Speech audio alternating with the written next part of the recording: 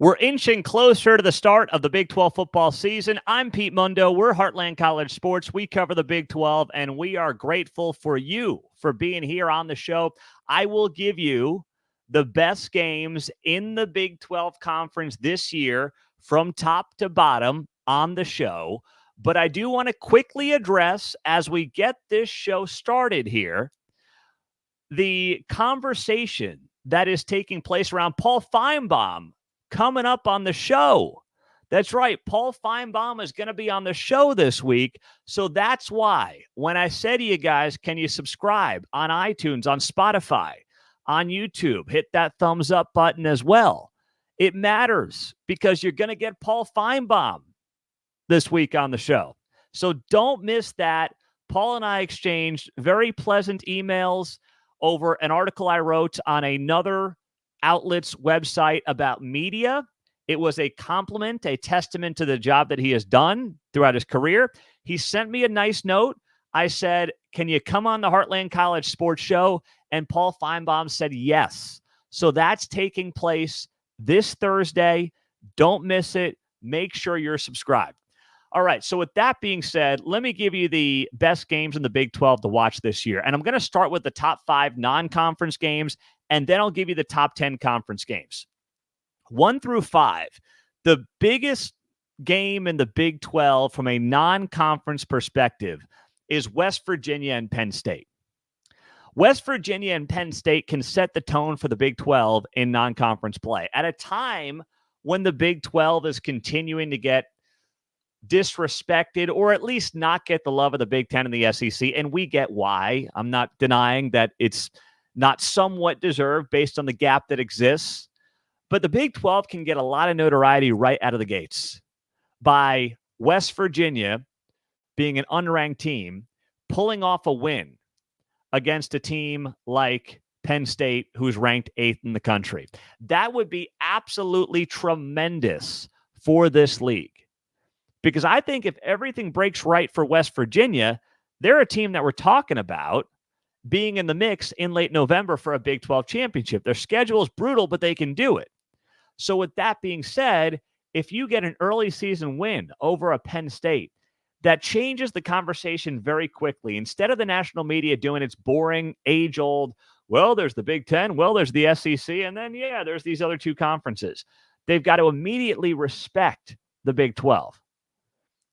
They can't kiss the Big Ten's rear end all day after West Virginia, projected to finish 8th in the Big 12 and not in the top 25, beats Penn State. They can't do it. That's why that game is massive for this league week 1 on Big Noon kickoff. The second most important game in the Big 12 in non-conference play is Arkansas taking on Oklahoma State. And this is really more about a game that Mike Gundy can't lose. Mike Gundy's teams get off the slow starts. Just ask South Alabama about that last year. And on the flip side, Oklahoma State's projected to finish near the top of the Big 12. They cannot find themselves in a position where they lose a game to a bottom feeder in the SEC, because then the opposite happens of what would take place if West Virginia beat Penn State. The opposite would be the Big 12 stinks so bad, the SEC bottom feeders with a coach on the hot seat and Sam Pittman is beating a team that's expected or projected to be there at the very end in Oklahoma State. So as much as anything, it's just about the fact that Oklahoma State can't lose it because it screws up the narrative in a big way. If a team projected to finish near the top of the Big 12 ends up blowing it to a team projected to finish near the bottom of the SEC, that would be an unmitigated disaster. That's why it's such an important game. Now, number 3 on the top Big 12 non-conference games, UCF and Florida. UCF and Florida matters because if UCF wants to put itself in that upper echelon of Florida college football teams with Florida and Florida State and Miami, a game like this matters. Matters in that state and matters for the Big 12. Now, Florida's got a brutal schedule, but I'm not sitting here crying for them. All that matters is that UCF is able to potentially pull off what would be a program-defining victory. That's what would make it absolutely fantastic for the Big 12 and for the UCF Knights. If they can catch the Gators trying to take a week off in the midst of their brutal SEC schedule, well, damn, the Big 12 and UCF should take it and absolutely run with it. At number 4 in the biggest non-conference games in the Big 12, Iowa State and Iowa. Now, it's amazing because Matt Campbell has done an incredible job, but he's got one win over Iowa since he took over in 2016. Paul Rhodes couldn't beat anybody in the Big 12, but Paul Rhodes, I mean, he was beating Iowa every other year. It's so bizarre. He beat Iowa 3 times in 4 seasons, Paul Rhodes. Now, once again, nobody would trade Matt Campbell for Paul Rhodes. I'm just saying it's really comical that Matt Campbell has all this success and cannot beat Iowa. And Paul Rhodes couldn't win a damn thing in the conference, but he beat Iowa. I mean, I'm sorry, Iowa State fans. I wish you could have it all, but apparently not. That being said, this is the kind of year when Iowa State should say, hey, we think we've got the better team. They've rebuilt that team, of course, in the wake of the Purdy and Hall days, and now they're ready to pop again. And this is the kind of game you want to win. Iowa's in the top 25, barely. It should be, as always, a competitive game. It's got 10-7 written all over it, as always. But you got to start winning some of these. All right? Any game against a Big Ten team, especially one ranked, is valuable for the Big 12 because they don't come around often. So that's why I've got Iowa State, Iowa at number 4. And then at number 5, Colorado and Nebraska. You know, Deion Sanders and the Buffaloes beat Nebraska last year, but Matt Rule's a program builder. He's going to have this team better in year 2. And for Deion, it could set the tone for the program very early in the season. And for the Big 12, you get one of your middle-of-the-pack teams, projected middle-of-the-pack teams, to beat a Big 10 projected middle-of-the-pack team. That helps build the Big 12's case as a conference that may not be as top-heavy as the Big 10 and the SEC, but has the competitive depth from the top to the bottom. That's why that is such a valuable game for the Big 12. It's not that Colorado is going to use it and launch pad into a Big 12 championship. I don't see that happening.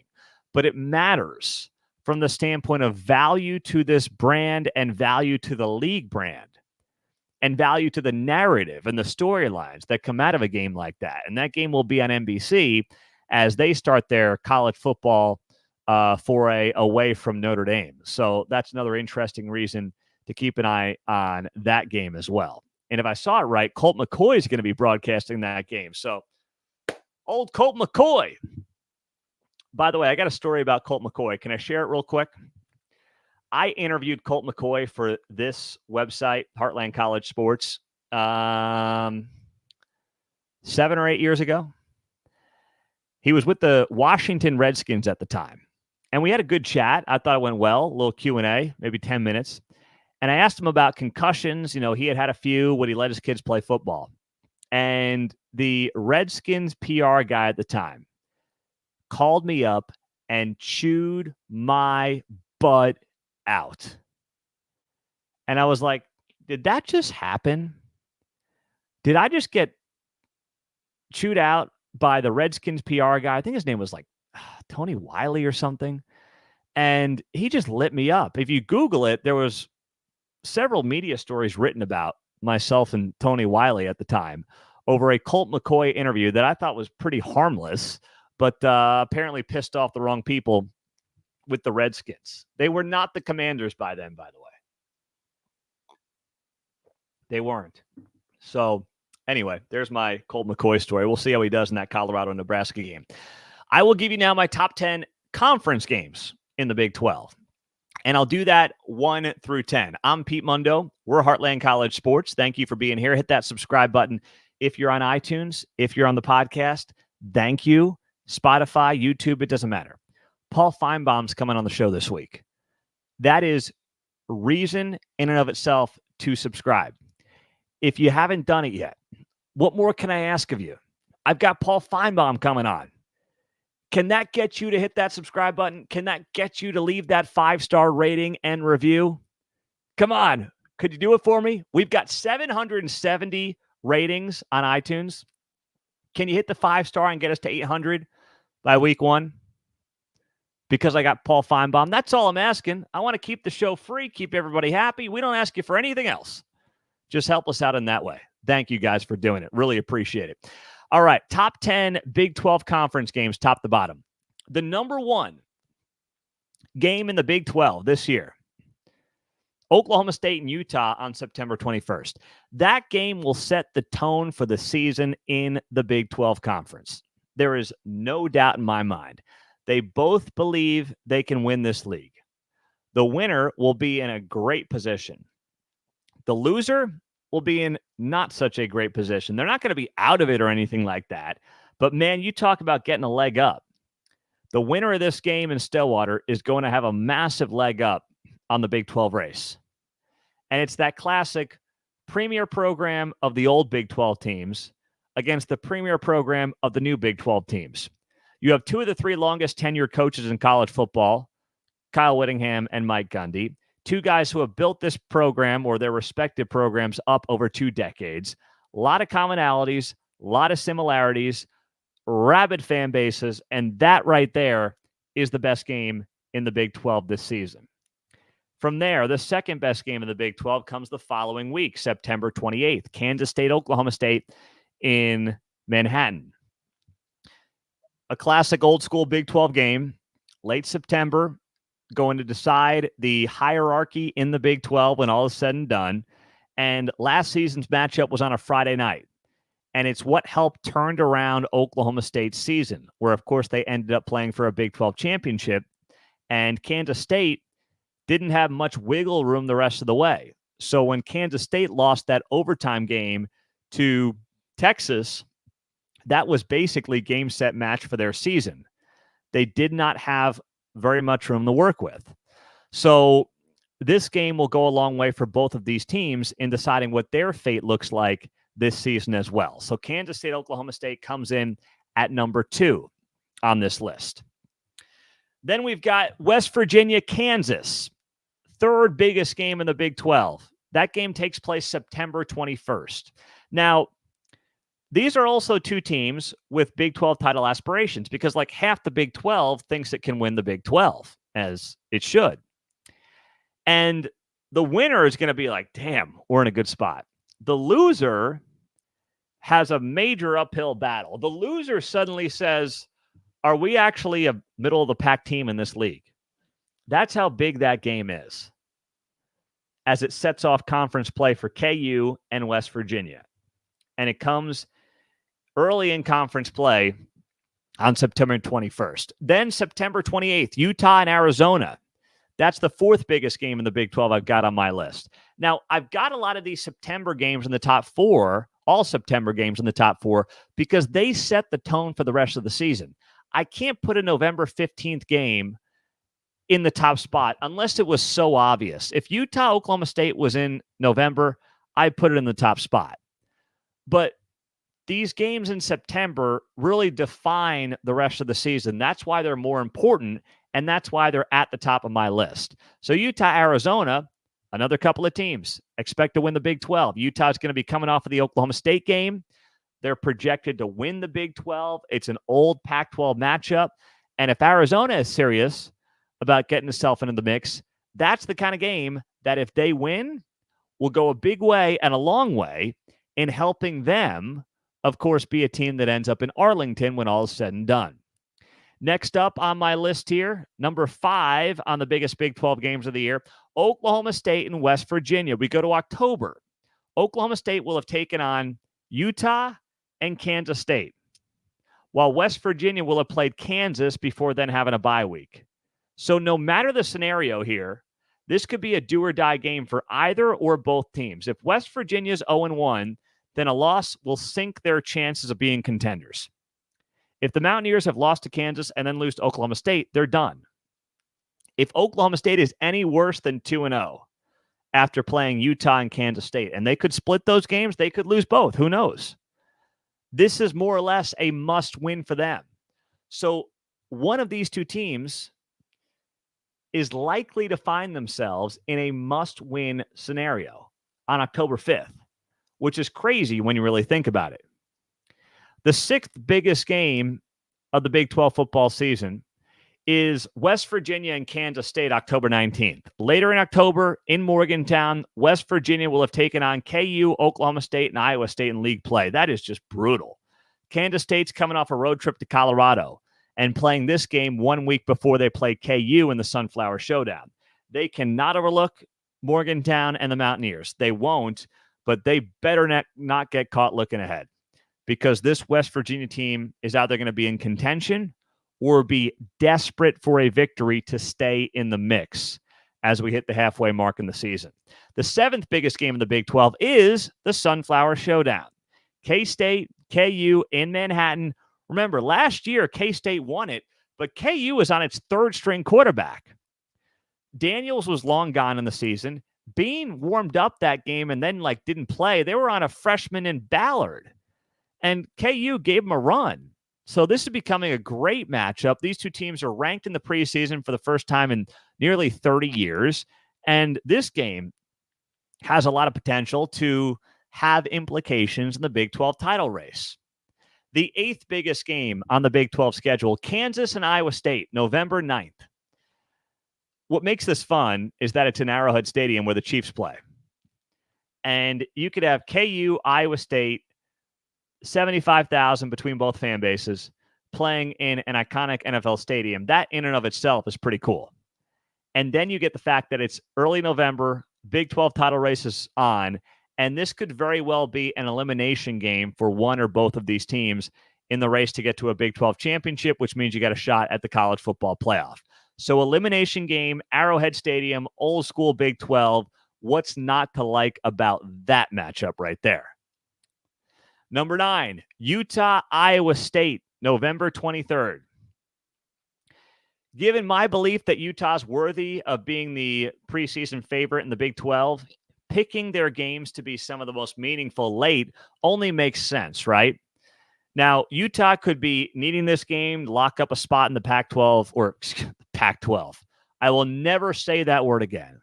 How dare you? Can't say those words ever again. We will not repeat the phrase Pac-12 on this show. Sorry. My apologies. Big boo-boo. I should get fined. Utah could be needing this game to punch ticket to the Big 12 title. Iowa State could very well be in the mix still to reach Arlington for a Big 12 championship game appearance. There are so many possibilities that will play a role in the conference race. And this is one of those games that is going to go a long way to, I believe, determining who ends up in Arlington. And last but not least, the 10th biggest game in the Big 12, UCF and Utah, November 29th. There are so many scenarios. Does Utah need to win to get to Arlington? Maybe they're already in the Big 12 championship, but UCF is still in the mix, trying to punch its ticket to the league title. In which case, what does Utah do? Does it rest its players? Does it not? Who knows? How do we handle this? What's going on? Now, maybe none of these scenarios play out.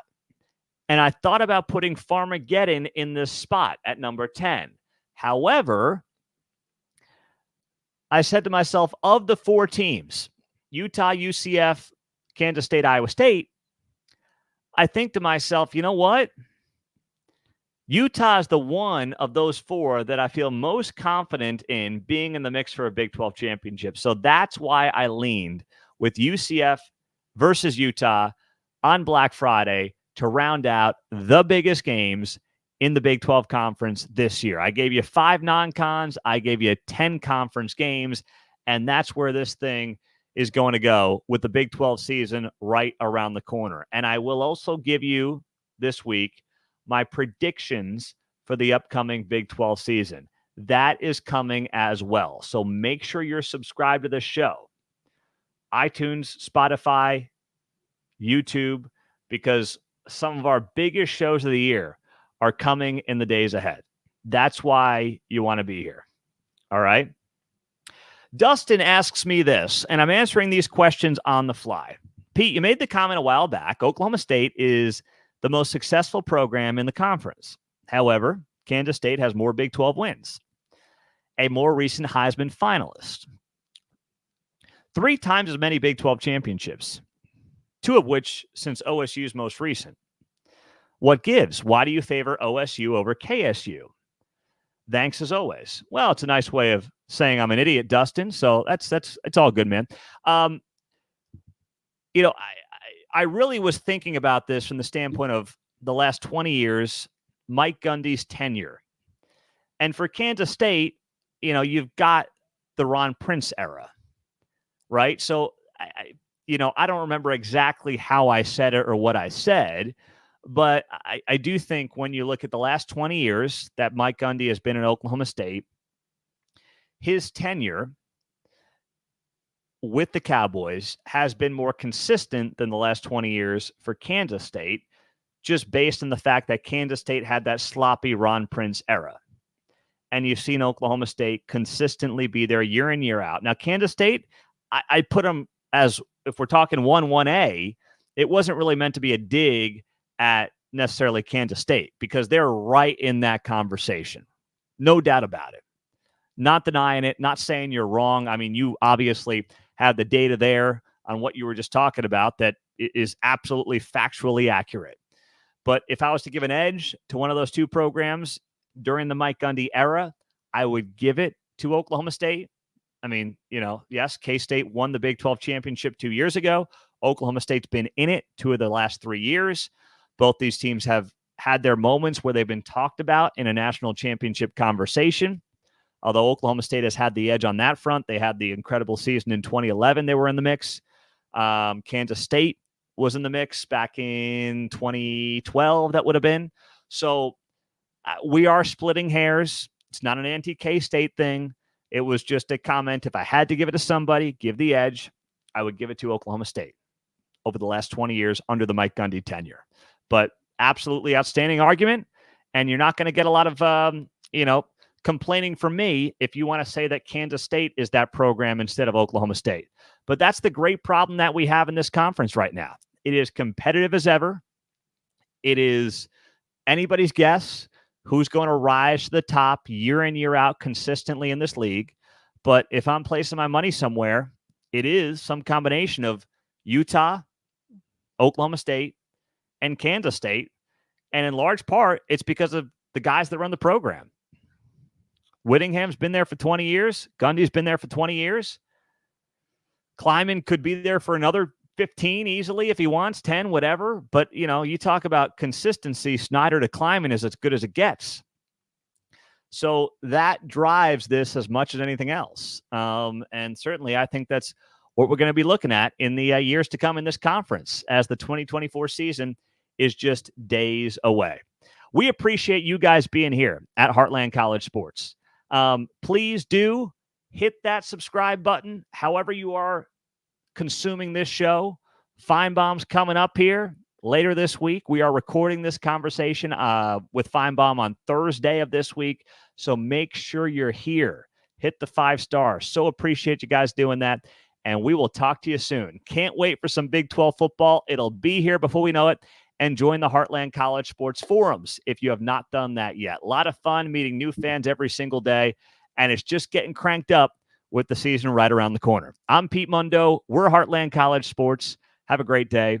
Talk to you later.